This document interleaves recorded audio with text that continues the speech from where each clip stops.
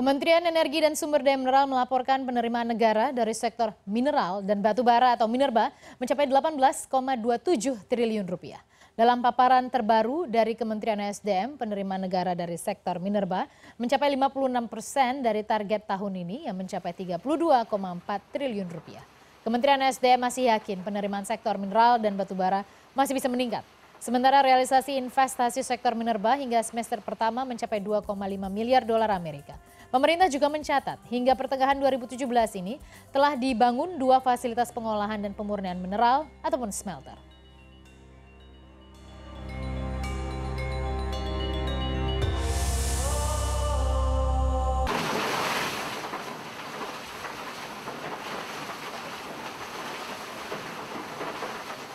Mengenai realisasi penerimaan negara sektor minerba, kita lihat bersama ini hingga semester 1 2017 sudah mencapai 18,27%, sudah lebih dari separuh dibandingkan target sepanjang tahun ini yaitu di 32,4 triliun rupiah. Bila dibandingkan pada periode 2016 itu mencapai peningkatan yang cukup signifikan yaitu pada 27,21 triliun rupiah. Oke, ini adalah data dari Kementerian SDM, laporan dari Kementerian SDM menunjukkan bahwa sepanjang tahun 2016 realisasinya mencapai 27,21 triliun rupiah dan hingga semester 1 sudah lebih dari separuh ya, tepatnya 52% tadi dari target sepanjang tahun ini di 32,4 triliun rupiah.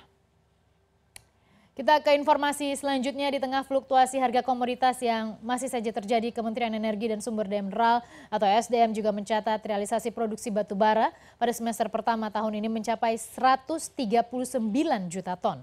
Dalam rilis terbaru Kementerian SDM, capaian produksi batu bara pada semester pertama hanya mencapai 29,14% dari target produksi 2017 atau sebesar 477 juta ton.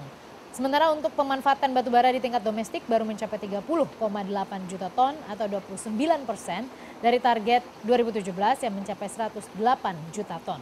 Direktur Kementerian Mineral dan Batu Bara Bambang Gatot mengakui capaian produksi batu bara tergolong masih minim. Kementerian SDM optimistis produksi batu bara akan naik di semester kedua 2017. Dan ini kita lihat bersama seperti apa realisasi produksi batu bara.